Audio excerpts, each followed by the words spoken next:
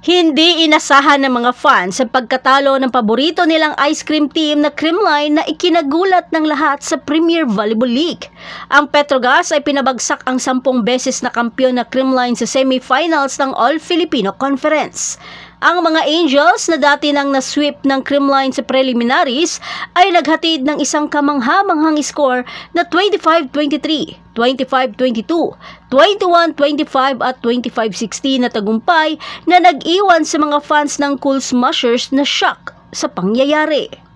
Ang laban na ginanap sa Inaris Center sa Antipolo ay isang roller coaster na emosyon. Ang inaasahang dominasyon ng Creamline ay naging isang pagpapakita ng tibay ng loob at estratehikong husay ng Petrogas.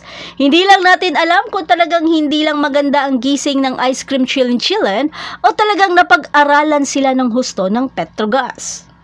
Bagamat napagtagumpayan nila ang isang maagang tagumpay sa unang set na nagrally sa isang huling pag-atake na pinangungunahan ng mga mahalagang kontribusyon mula kay Rania Musa at Jonas Sabete. At talagang mainit na ang sagutan ng dalawang kupunan. Ang pangalawang set ay maagang nakontrolado ng Petrogas ang laro at pinapanatili ang kanilang kalamangan sa kabila ng mga pagtatangka ng Creamline na habulin ang kalamangan ng Angels. Dahilan ito sa magandang balasa ni Coach Koji, dahilan rin upang magiba nila ang sistema ng Creamline. Samantala, ang ikatlong set naman ay nasungkit na ng Creamline ang momentum na nagsamantala sa mga unforced error ng Petrogas, lalong-lalo na sa service department.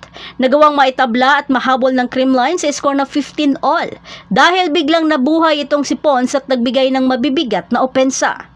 Sa puntong ito, nanganganib na ang Petrogas dahil pwedeng ma-reverse sweep ito ng Creamline sa kabila ng kanilang pagkatalo sa una at dalawang set. Dahil alam naman natin na magaling ang Creamline sa mga dikdikang bakbakan, kaya nakuha nila ang pangatlong set. Gayunpaman, ang mga Angels ay nagbalik ng mas malakas sa ika-4 na set na nagdomina mula sa umpisa.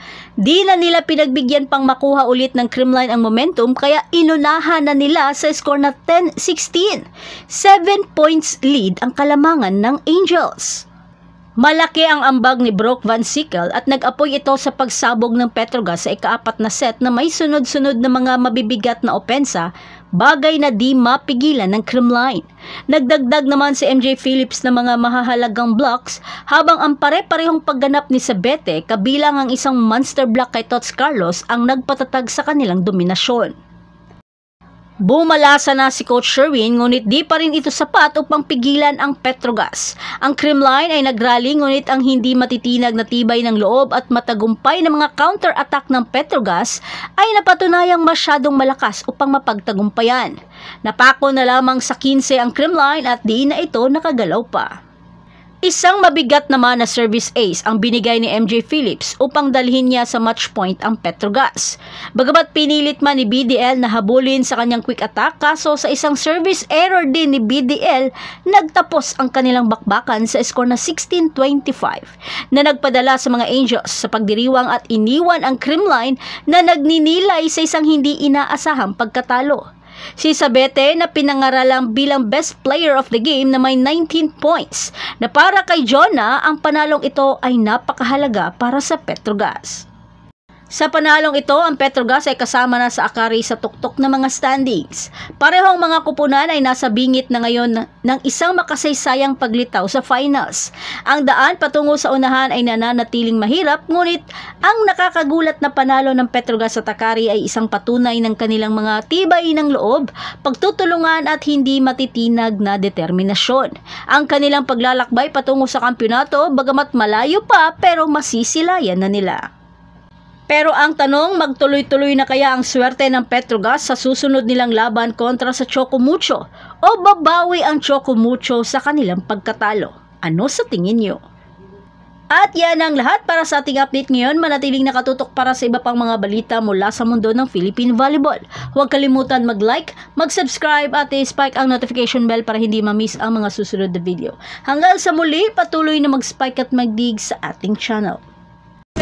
Usually after training during college. Oh, pero nanglalamang sila, naligo sila. Usually hindi kami naligo. Usually walang ligo to, pero may mga pupuntahan kasi. So anyway, we're gonna eat breakfast. Tapos sasabihin nila sa akin, wag na ako maligo bago mag-class.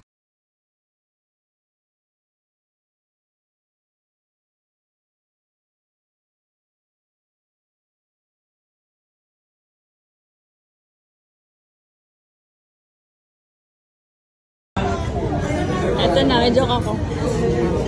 Anong tawag sa isdang nakakapagsulat sa ilalim ng dagat? Lafish. Mali. Ano? Anong tawag sa isdang nakakapagsulat sa ilalim ng dagat? Fish, hindi.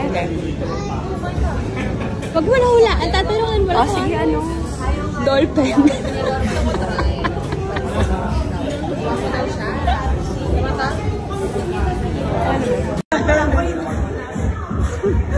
Paano sumayaw si Eliza? Paano sumayaw si Eliza? Hey! Hey! Hey! Hey! Hey!